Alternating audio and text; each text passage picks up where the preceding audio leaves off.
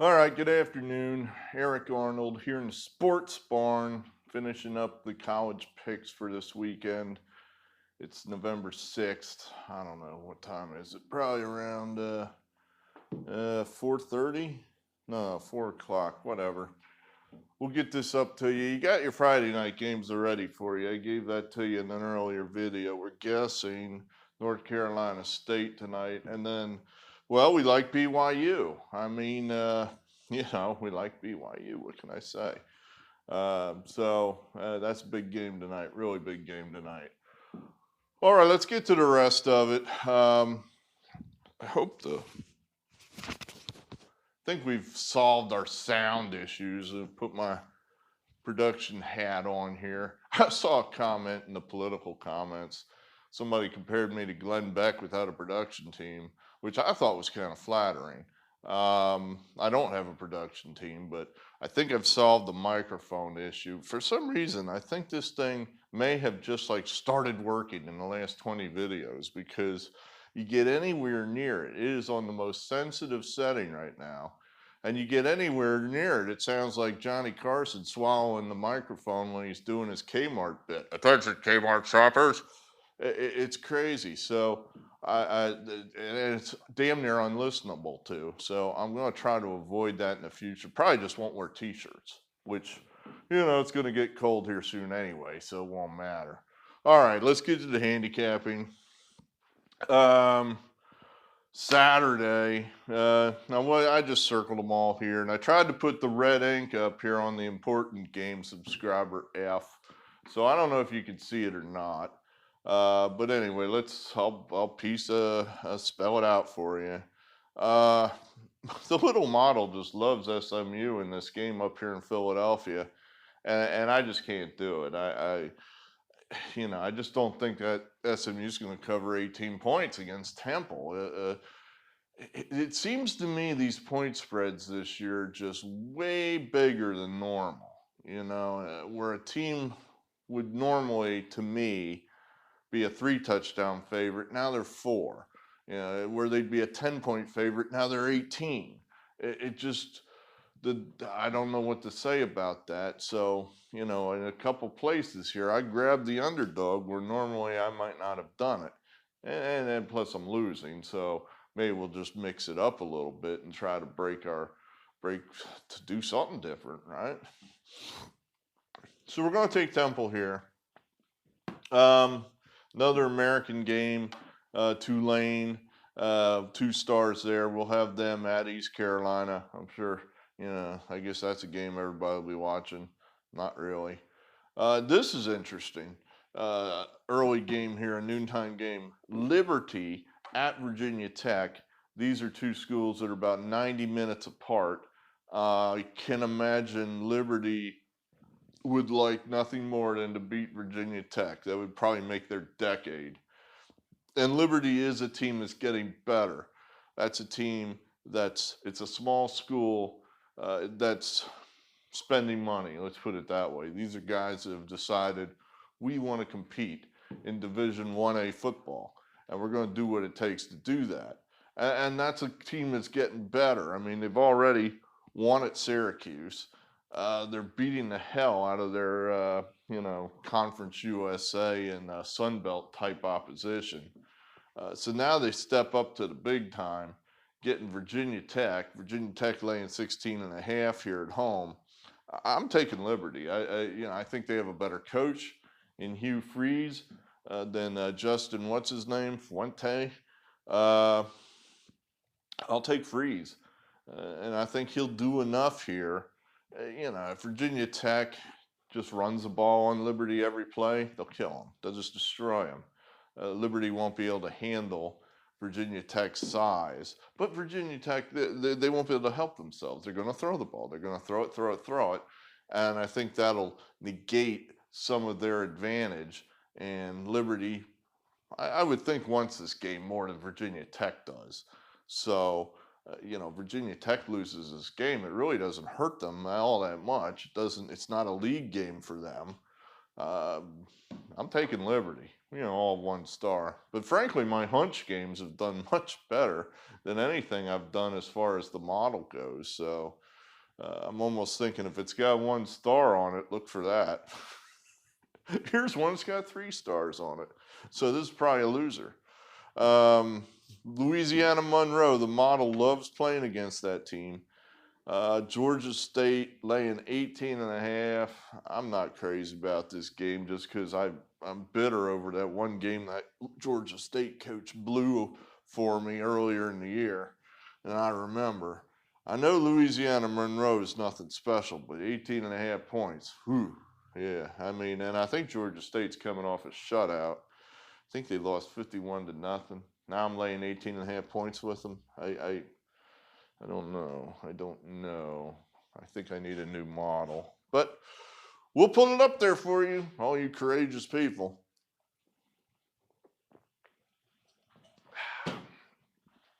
Duke getting 12 at home from North Carolina. We like Duke. Again, where's this 12 points coming from? I mean, these teams are not that different. North Carolina did not suddenly become Clemson overnight. They got Mac Brown, but he didn't bring his 2005 Texas team with him. North Carolina is a nice team and all, but they're not spectacular. Duke's not that bad. We'll take the 12. There's 2 stars on that one. Okay, here's another one where I just took the model and just went, boop, punted it. The model loves Indiana here. Michigan laying 3.5 at Indiana. And it's telling you to take Indiana, and I think that's about the stupidest goddamn thing I've ever heard of. Yeah, we're going to take Indiana over Michigan? Are you kidding me? I looked this up.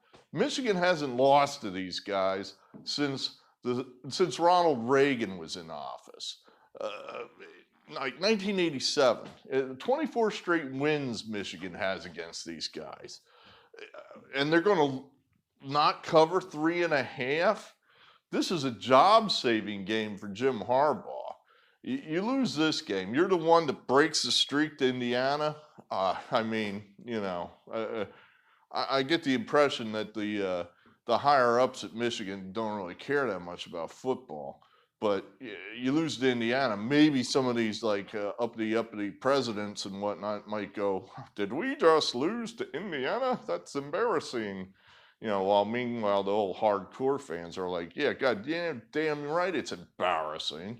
That's why they're not going to lose. They're going to beat Indiana just like they always beat Indiana. This is a top play. Michigan is going to beat those guys. Coming off a bad loss to Michigan State, yeah, they're going to do whatever it takes, and they're going to beat Indiana. And they're going to beat them by more than 3.5 points. That's what we say. All right, what else? Michigan State will take the 6.5 at Iowa. Someone explain this to me. Apparently the Pac-10 now has decided to play. Is that what they call themselves? Pac-12? That's not important. They're not important. They're just joining us now, I guess. I guess they're playing, a 4-game schedule? I made that up. I have no idea what they're doing. This game is at noon, and they're playing it in Los Angeles. Is that because of some weird COVID regulations in California? Why are they playing a noontime game, or I should say a 9 a.m. local time game in California? That makes no damn sense. I guess there's an explanation. I'd love to hear it. It wasn't important to me enough to look it up. It just it's just another COVID thing.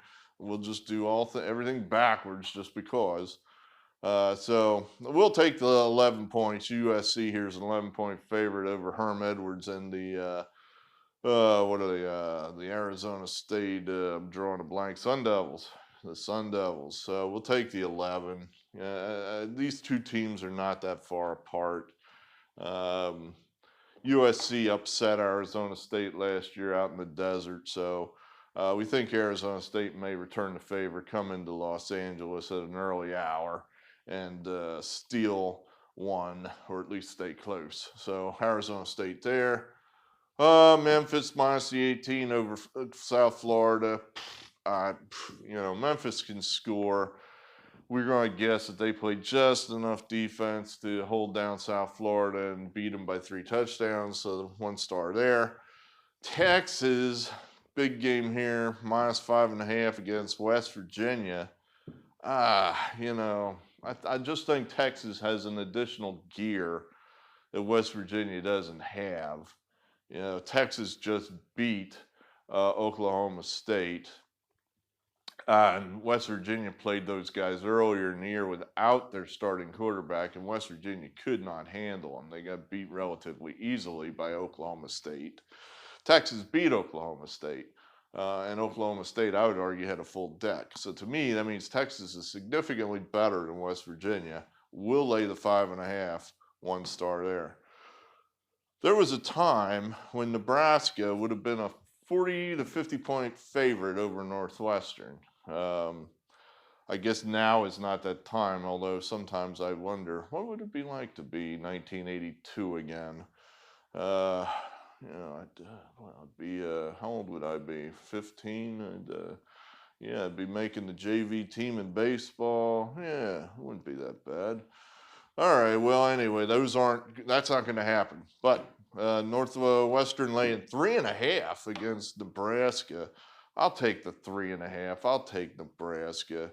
I still think Nebraska at some level is better than Northwestern. So we'll take the 3.5. We're going to lay the 14 here with Lafayette over Arkansas State. 1 star here, 1 star there. 1 star in that Nebraska, if I didn't say that, as if it matters. Lafayette, 1 star minus the 14. I keep thinking that Billy Napier is your next Nick Saban or Urban Meyer. He's a really, really good young coach. Probably his last year at Lafayette before he moves on into the Power 5. Then we got Syracuse. Getting 15.5 by Boston College. This is another model game. The model loves Boston College. Loves it. Loves it, loves it, loves it. And I just can't see it. I just can't see it. I mean, I don't think these teams are that far apart. 15.5 points. I've seen Boston College play some really shitty football this year. And I know Syracuse is awful. But, man, that's a lot of points. And the games in Syracuse actually does have a home field advantage. They actually play better at home.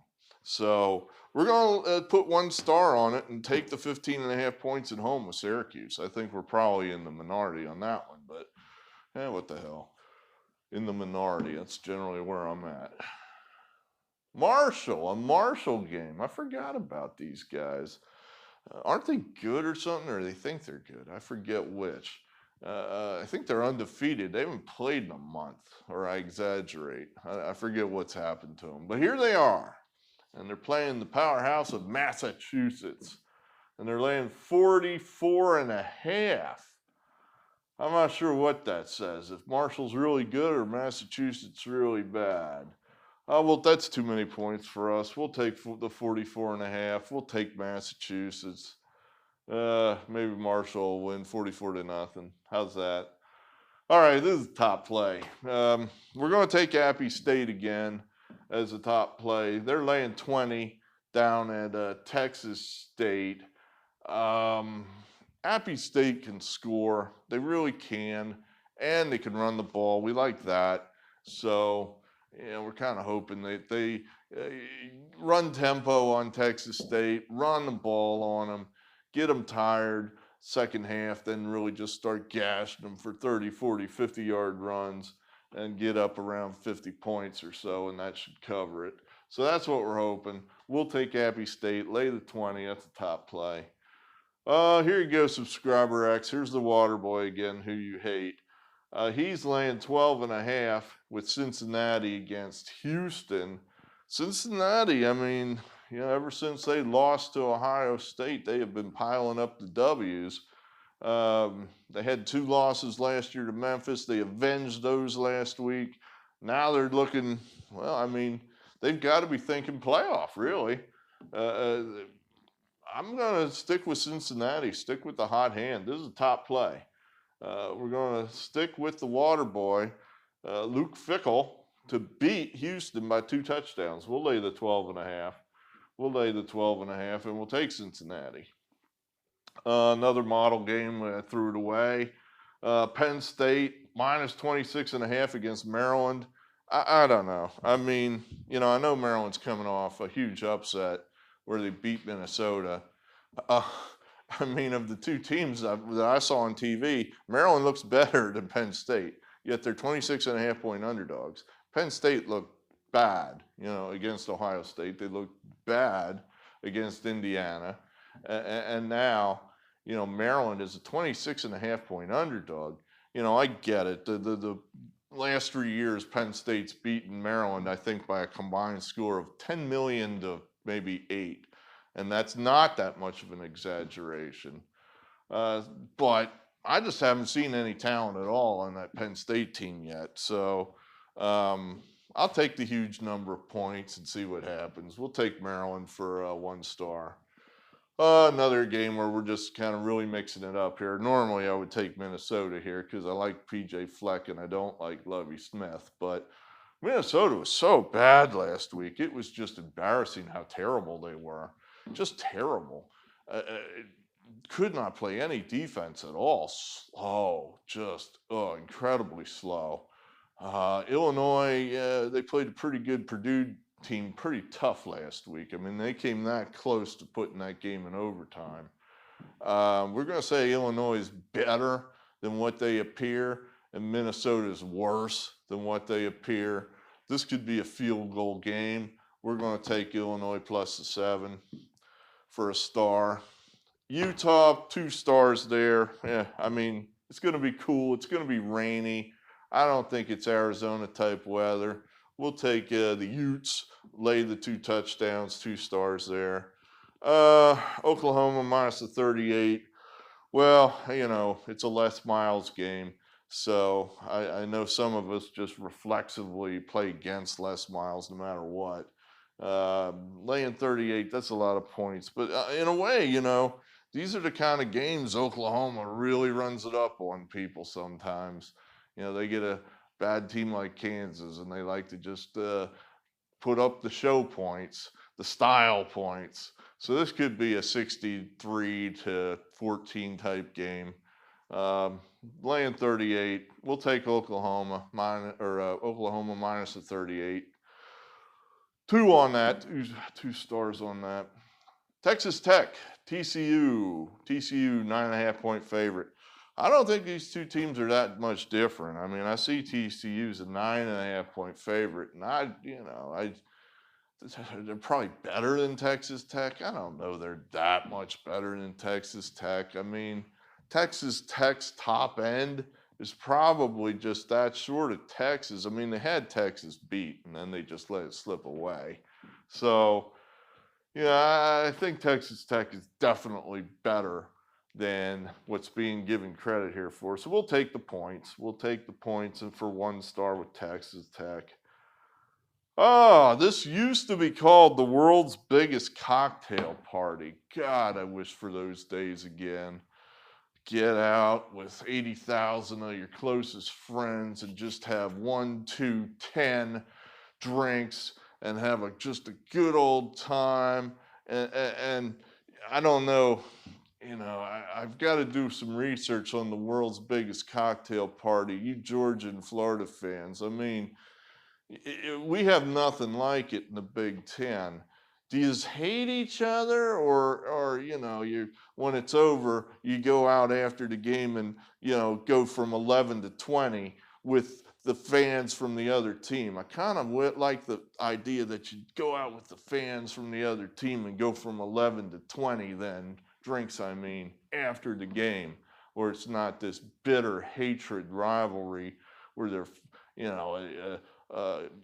English soccer game where the fights in the stands and hooliganism. I've never heard that about the Florida-Georgia game. I've always kind of thought this is like a collegial type rivalry where we don't hate each other. At any rate, I don't know what that has to do with anything other than I think Georgia's going to win the game. And I think they're going to cover the 3. I just think Georgia's better. I mean, they have been better for the last 3 years. They've been, I think, significantly better than Florida. Prove it to me, Florida. I mean, show me that you could beat one of these top end teams. And I think Georgia's, they're just a hair less than the elite teams in your Ohio State, Clemson's, and Alabama. I know I said Ohio State first, and that's a mistake because clearly they're not as elite as Alabama or certainly Clemson. Forgive me. But I like Georgia. Lay the 3. Someday we'll make it a big cocktail party again. Mississippi State minus 19.5. We'll take 2 there. This is a top play. The model liked Pitt. Throw that away. Pitt at Florida State. Florida State is only a 1.5 favorite. I have to take Florida State here. This has to be a top play. I just don't see it. I don't see how Pitt. Here's my thinking. Pitt played Notre Dame. Annihilated.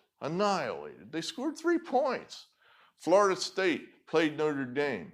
Made it a game. Was competitive. Scored points. Kept it reasonably close. To me, Florida State is just significantly better than Pittsburgh. If both these teams play fairly close to their capabilities, Florida State should win this game easily. So we'll lay the 1.5. This is a top play, Florida State. Okay, now home stretch. Big 12, Oklahoma State out of the playoffs, stepped on their dick.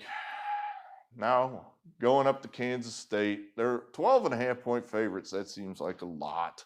Kansas State is one of those, I can't believe these guys have a record that's this good type of team. They're a good home team. We'll take the 12.5. And probably they'll get like a punt return for a touchdown, block a kick, have something else crazy happen to keep it close. 1 star there for Kansas State. Baylor, Iowa State. At Iowa State.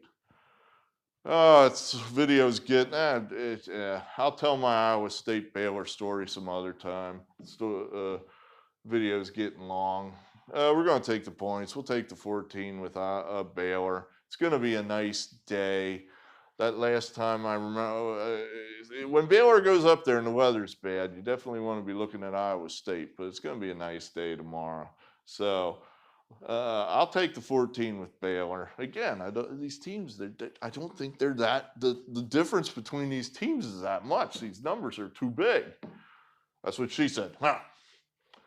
UCLA, they're 5.5-point favorites at Colorado. Again, it's going to be a nice day up there. There's no reason not to look at UCLA. Chip Kelly, I think he's just about got things lined up the way he wants them. Got the malcontents all weeded out. I wouldn't be surprised if Chip Kelly starts getting good, really good. So we'll lay the 5.5 with Chip Kelly, 1 star there. Texas A&M, they're generally pretty good when they come east in the SEC. I'm going to lay the 10. They're at South Carolina. I think A&M significantly better in South Carolina, Jumbo Fisher. We'll lay the 10, 1 star there. Oh, now we go. Here we go, Ohio State. I think Rutgers was one of the teams that screwed us at the beginning of the year, that didn't want to play. I could be wrong. I have absolutely no evidence on this, simply a hunch that they were one of the teams that didn't want to play. I think we know this. I think Ryan Day knows this. I think he's going to try to beat these guys 100-0.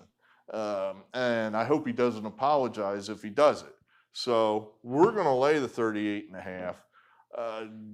Generally speaking, we just score points and keep running tempo until we can't run, until the clock runs out.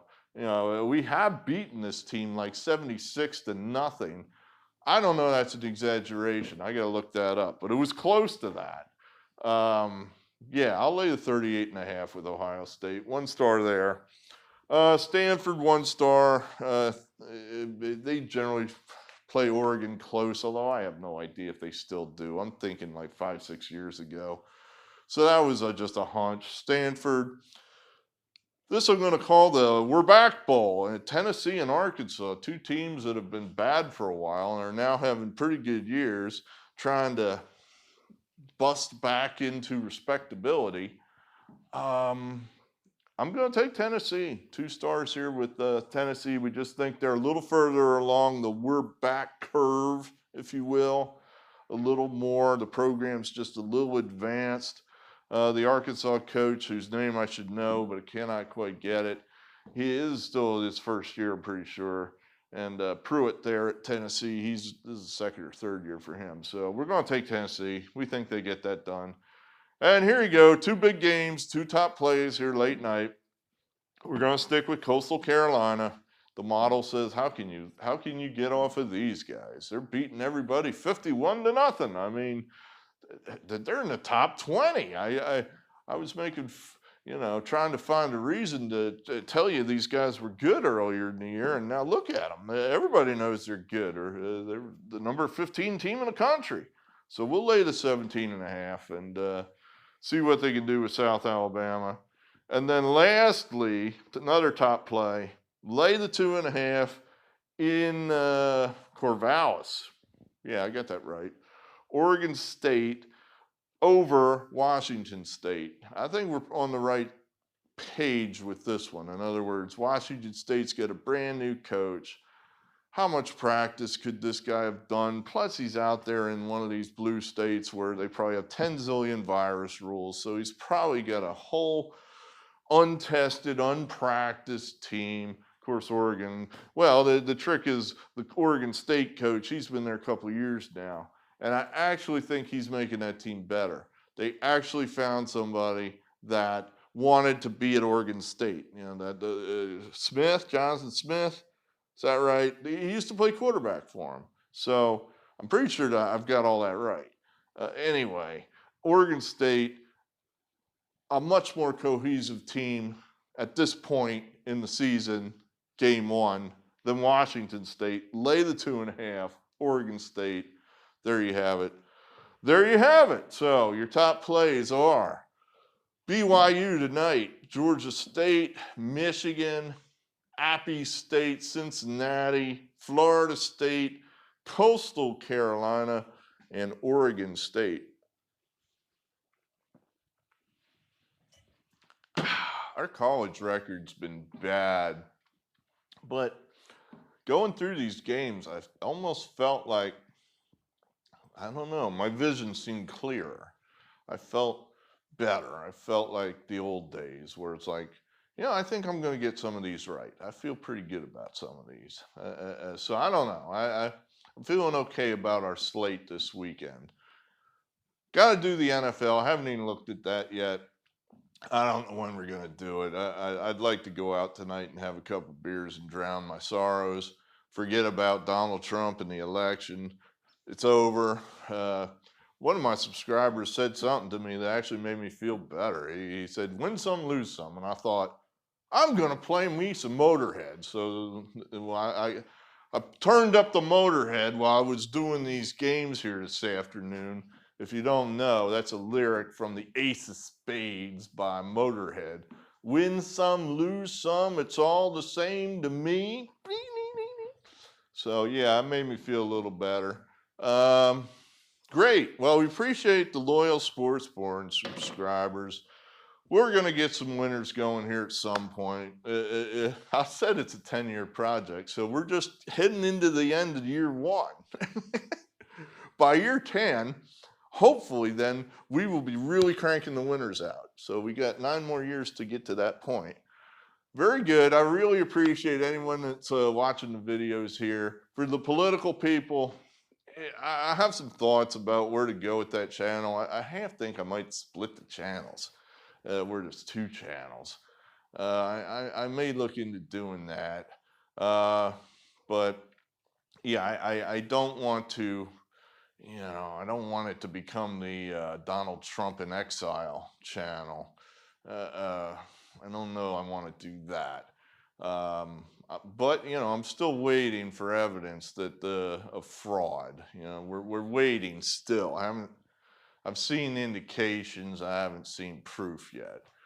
So we're still waiting there. All right, thanks. This video is getting long. NFL sometime between now and Sunday at 1 p.m. Thanks. Appreciate it. Let's get some winners from me to you. Good night.